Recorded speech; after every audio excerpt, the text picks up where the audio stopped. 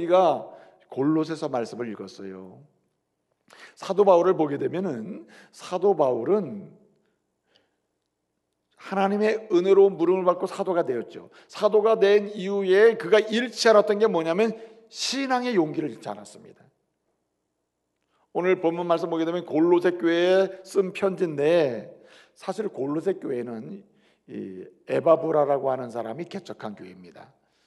사도 바울이 에베소에서 3년 동안 목회하면서 말씀을 가르칠 때 그 말씀을 듣고 은혜의 복음으로 구원을 받은 다음에 나도 복음의 이 역사를 이루며 살아야 되겠다, 전하며 살아야 되겠다 해서 골로새로 가거든요. 이 골로새로 가가지고 복음을 전해서 교회를 개척했는데 그 세워진 교회가 골로새 교회입니다. 에베소 교회에 비하면 이 골로새 교회는 가정교회 중심으로 이루어진 교회로서 굉장히 작은 교회예요. 그럼에도 불구하고 굉장히 믿음의 질서가 있고 그 믿음의 사람들이 모여서 하나님의 역사를 이루는 아주 견고한 공동체였습니다. 어느 순간에 이러한 이 골로새 아주 믿음이 있고 견고한 이 교회 속에 이단이 들어왔어요. 거짓 무리들이 들어왔단 말이죠. 진리를 왜곡하고 하나님의 은혜의 복음을 손상시키는 거짓 무리가 들어왔습니다. 그래서 어느 순간부터 이 교회가 흔들리기 시작했어요. 에바브라가 너무너무 걱정이 되는 이런 염려와 시험 앞에서, 고난 앞에서 그는 어디로 갔냐면은 사도 바울을 찾아갔습니다. 그때 사도 바울은 로마 감옥에 있었습니다. 로마 감옥에 있을 때 찾아갔을 때 얘기를 해요. 여차여차해서 이렇게 굉장히 큰 시험과 환난과 고난 중에 있습니다. 바울이 편지를 쓰죠. 편지를 쓰면서 4장에 걸쳐 편지를 씁니다. 그 내용이 이렇습니다. 여러분들 이렇게 순수한 믿음으로 하나님의 자녀가 되고 또 믿음의 사람으로 끊임없이 성장해가는 여러분들, 거짓 교사와 이단에 빠지면 안 됩니다 하면서 두 가지 강조를 해요. 첫째는 이단에 빠지지 않고 오히려 믿음의 순결한 믿음을 지키고 믿음으로 사세요, 이렇게 강조합니다. 그 다음에 그 1장 2장에서 믿음을 지키세요, 믿음으로 사세요 한 다음에 3장에서는 3장 4장에서 뭘 얘기하냐면 이 믿음을 지키는 사람은 주님 따라서 거룩한 삶, 능력 있는 삶, 거룩한 생활을 해야 됩니다. 꼭 그렇게 사세요라고 강조를 합니다. 잘 들었죠? 잘 얘기했죠? 사도 바울이 믿음을 지키세요, 믿음을 지키는 자는 주님 따라 거룩한 생활을 해야 됩니다, 이렇게 두 가지 교훈을 한단 말이에요. 근데 막상 믿음을 지키고 거룩한 삶을 살아가야 되는데 이게 안 되잖아요. 이게 알긴 알지만 안 되잖아요. 이것을 될 수 있는 방법이 있다는 겁니다. 뭘 잃지 않아야 되냐면은 신앙의 용기를 잃지 말아야 이 두 가지 내가 한 교훈을 지키며 갈 수가 있다는 말입니다. 그래서 오늘 말씀하는 거예요. 4장 2절부터 4절까지의 그 하고자 하는 얘기는 여러분들 나처럼 여러분들도 무엇을 유지하라? 신앙의 용기를 유지하라. 신앙의 용기를 다해서 시험을 물리치고 믿음을 지키고 고난을 물리치고 거룩한 삶을 살아갈 것을 교훈하고 있는 거예요. 그래서 오늘 우리는 사도 바울이 어떻게 하면 신앙의 용기를 얻고 신앙의 용기의 사람이 되고 또 신앙의 용기를 잃지 않고 유지하면서 동시에 그 용기를 오히려 확장해 가면서 부유한 용기를 가지고 시험을 물리치고 그리고 승리할 수 있는지를 오늘 말씀해 주고 있는 것입니다.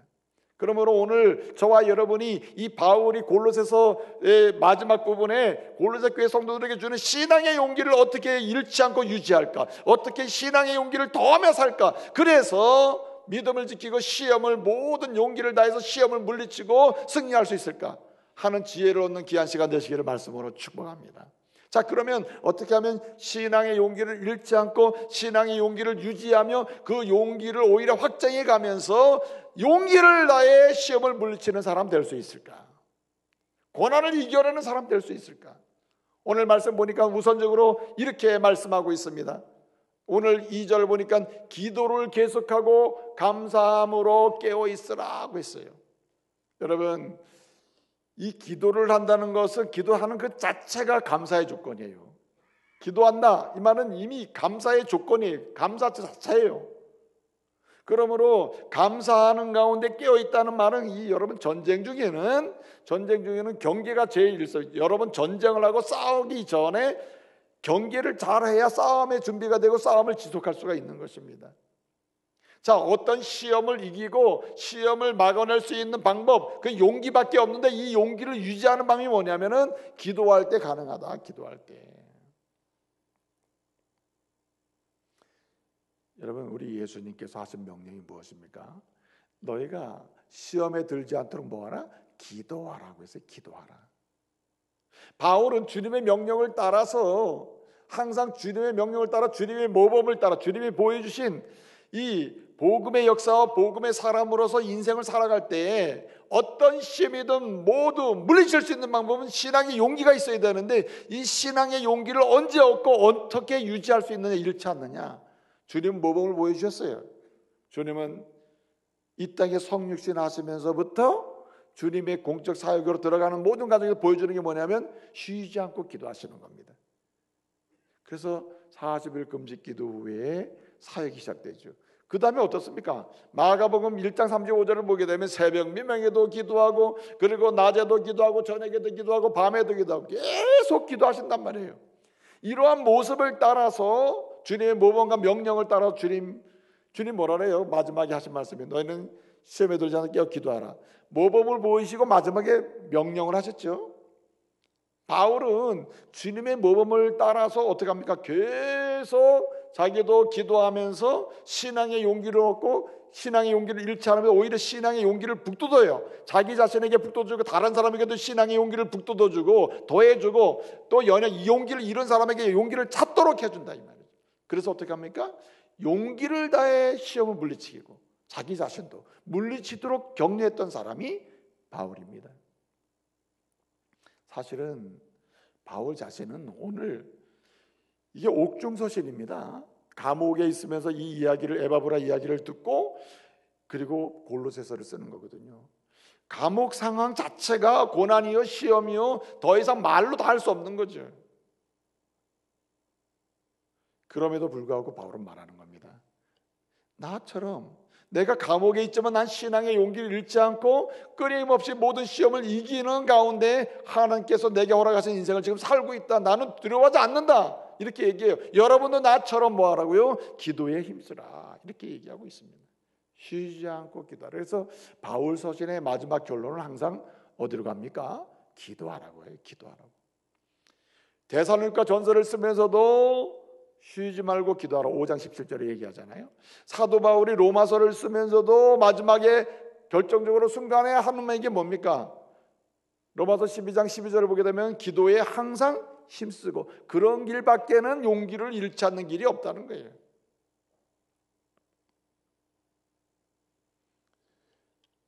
여러분, 왜 기도해야 용기를 잃지 않습니까? 왜 기도하면 용기를 얻습니까? 기도하면은 왜 용기를 얻을 수밖에 없고 용기를 잃지 않고 오히려 하나님 주시는 용기를 가지고 담대함을 가지고 그 길을 갈 수가 있습니까? 시험을 이겨낼 수 있습니까? 여러분, 우리 주님의 약속이에요.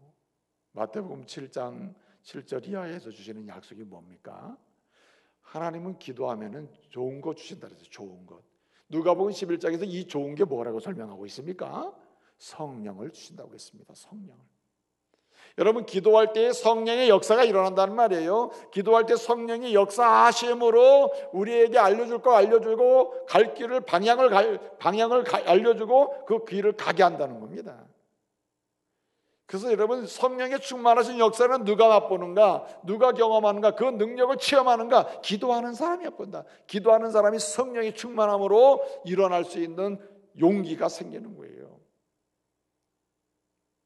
그 다음에 또 한 가지는 오늘 여기 말씀을 보게 되면은 오늘 3절에 이렇게 얘기합니다. 바울은 2절에서 계속 기도하고 감사함으로 깨어있으라 한 다음에 3절에서 이렇게 얘기합니다. 기도하되 우리를 위하여 기도하여, 우리를 위하여 기도하여. 뭐라 그랬어요? 전도의 문을 우리에게 열어주사, 우리를 위해 기도하라, 우리에게 전도의 문이 열리게 해달라, 이렇게 얘기합니다. 그때 얘기의 초점이 인칭대명사가 뭡니까? 우리를 쓴다는 거예요. 우리. 사실 바울 입장에서는 나를 위해 기도하고 내가 계속 일할 수 있게 해달라 이렇게 부탁해도 될 것을, 바울은 바울 서신서 전체를 보게 되면 계속 우리라고 하는 인칭 대명사를 굉장히 중요시 여깁니다. 무슨 얘기를 하려고 하냐면은 우리가 하나님의 사람으로 하나님이 주신 인생의 여정을 가거나 모든 시험을 물리칠 수 있으려면은 신앙의 용기를 계속 유지하는 방법 중에 하나가 뭐냐면은 바로 함께하는 것이다. 믿음으로 함께하는 데 있다는 거예요. 이 함께라고 하는 표현을 오늘 본문에서는 우리라는 이 인칭으로 썼습니다만, 오늘 4장 10절 11절을 보게 되면 아리스다고니, 마가니 이런 사람 얘기해요. 그 다음에 유수도니 이런 사람 얘기하는데, 그런 사람들은 나와 함께 하나님 나라를 위하여 뭐하는 자니? 역사하는 자니라고 했습니다. 하나님 나라를 위하여 나와 함께 역사하는 자, 무슨 말입니까? 바울 생각에는 항상 뭐가 있냐면은 함께하는 사람이 있다. 함께하는 사람, 우리 잊지 말아야 됩니다. 그리고 열심히 함께해야 되는 일에 참여를 해야 돼요. 여러분, 혼자서는 굉장히 상황이 좋을 때는 견딜만 하지만 시험하고 하려고 오잖아요. 바로 무너지는 게 혼자 있는 거예요. 혼자. 이 홀로라고 하는 심적인 이 부담감이나 관계적 부담감은 굉장히 커요. 그래서 사람은 요즘에 왜 현대인들의 문제가 되냐면 외로운 고독자라요. 외로운 고독자들이 늘어나고 있는 거예요. 이건 무슨 의미입니까? 함께함을 경험하지 못하는 사람들이 사회로부터 소외되고 문제를 야기시키는 거예요. 그만큼 절망했다는 말이죠. 여러분, 소망과 용기는 언제 하냐면 함께할 때 생깁니다. 부부가 함께할 때, 가족이 함께할 때, 하나님 백성들이 함께할 때, 주의 종들이 함께할 때, 부역들이 함께할 때 하나님의 역사는 부흥으로 일어나게 되는데, 그때 우리에게 주신 선물이 뭐냐면 용기입니다. 용기. 그래서 사도 바울은 오늘 본문에서도 4장 10절 11절에서 아리스도하고 마가 유수도를 얘기하면서 이들은 하나님의 나라를 위하여 뭐하는 사람? 함께하는 사람입니다. 이 말은 거꾸로 나도 그들과 함께한다는 말이에요. 우리 함께한다. 함께하기 때문에 우리 힘이 있고, 함께하기 때문에 용기를 잃지 않는다는 말이에요. 여러분, 사도 바울은 로마 교회 편지를 쓰면서 로마서 11장에서 이런 얘기를 합니다. 하나님의 백성들, 이 시대의 남은 자들을 설명하려고 하는 의도에서 이제 구약 성경에 열왕기상 19장에 있는 이야기를 끌고 와요. 엘리야 얘기를 끌고 옵니다. 로마서 11장 4절 이하를 보게 되면 3절 이하에 쭉 보면은 엘리야를 소개하면서, 엘리야는 자기가 하나님 앞에서 큰 승리를 거뒀잖아요. 바알 선지자, 아세라 선지자를 싸워 이겼단 말이에요. 대승리를 거뒀는데, 그러면 이 얼마나 큰 용기를 싸웠습니까? 와라 싸우자 말이야. 그래가지고 갈멜살에 싸웠는데 그 용기가 어느 정도 용기입니까? 대단한 용기 아닙니까? 그러나 그 용기를 상실해요. 그 용기를 잃어버리고 도망가고 죽고 싶습니다. 이랬단 말이죠. 그래서 열왕기상 19장을 보게 되면 41절에 거기 보면은요, 뭘 얘기하고 있냐면은 이렇게 얘기합니다. 나 홀로 남았거늘 나 혼자입니다. 나 이제 죽고 싶습니다. 그리고 이세벨이 나 혼자 남았는데 이제 나마저도 내 생명을 취하려고 합니다. 막 큰일 났습니다. 두려워 떨죠. 용기 상실이에요. 그 왜 그렇습니까? 나 홀로라고 하는 심리적 의식, 그리고 나 홀로라고 하는 상황, 나 홀로라고 하는 그런 생각과 상황 속에 들어가는 순간부터 용기는 상실되는 거예요. 그렇기 때문에 성도는 하나님이 주시는 그 거룩한 삶의 여정에서 모든 시험을 이겨내고, 신앙의 용기를 이겨내기 위해서는, 신앙의 용기를 잃지 않고 이겨내기 위해서는 어떻게 해야 됩니까? 함께 해야 한다는 거예요. 여러분, 함께하는 것은요, 공간적으로 시간적으로 함께하는 것도 필요해요. 그게 아주 중요합니다. 그러나 그렇지 못한 경우가 더 많아요. 오늘도 우리는 인턴 예배를 드리고 있습니다. 그럼에도 불구하고 우리는 담대한 용기를 가지고 기도하고 담대한 용기를 가지고 우리의 한 주간의 삶을 시작하게 될 겁니다. 왜 그렇습니까? 함께 예배하는 자에게 주님이 주시는 은혜인 줄 믿으시기 바랍니다. 함께 우리는 원주중부교회 가족으로 함께 예배하고 있다. 우리는 떨어졌지만 함께 기도하고 있으며 함께 주님의 은혜를 사모하고 있고 함께 주님의 인도하심을 경험하고 있다. 이게 중요하단 말이죠. 그래서 바울은 얘기합니다. 바울은 뭐라고 얘기합니까? 로마서 11장에서 이렇게 엘리야는 나 혼자 남았습니다. 죽었습니다. 하고 그럴 때 주님 뭐라 그러셨느냐? 아니다, 너 혼자 아니다. 너 생각 그렇게 하면 안 된다. 함께하는 사람이 있다. 하나님이 믿음을 우상에게, 바알 선지자에게 무릎을 꿇지 않는, 바알 신상에 무릎을 꿇지 않는 몇 명? 7,000명이 너와 함께하고 있다. 이 땅에 함께하고 있다. 눈에 보이지 않을 뿐이에요. 우린 믿어야 됩니다. 하나님 백성은 지금 이 땅에 가득히 있다. 주의 택한 백성들이 있으며 그들은 함께 주의 비전을 향하여 나가고 있으니 어떤 시험도 이길 수 있다고 하는 이러한 믿음으로 움직여야 할 줄로 믿습니다. 그렇게 나가야 된다는 거죠. 그러면서 하는 말이 바울이 이렇게 얘기해요. 하물며 주님은 지금 이 시대에도 하나님의 택한 백성을 이 땅에 남겨주셨다. 그러니까 함께하는 거 아니에요. 우리는 용기 잊지 말아야 됩니다. 함께하고 있다. 함께하기를 힘써야 될 뿐만 아니라 함께하고 있다고 하는 믿음의 지체의식과 공동체 의식을 가지고 우리는 나갈 때 어떻습니까? 용기를 잃지 않게 된다는 말이죠.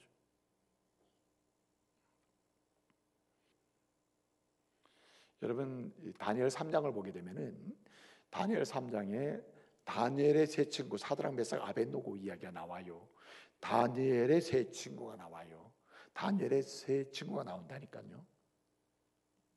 여러분 세 친구 중에 사드락 얘기하려고 한 것도 아니고 아벳노고 개인의 얘기하려고 하지 않는다니까요. 메삭 얘기 한 사람 얘기하고 싶은 것도 아니에요. 다니엘의 세 친구가 있었는데 세 친구가 이런 믿음을 공유했고 이런 믿음으로 싸웠다. 하나님께서 우리를 구해 주실 것이다. 그러나 구해 주시지 않을지라도 우리는 절할 수가 없다. 얼마나 큰 용기입니까?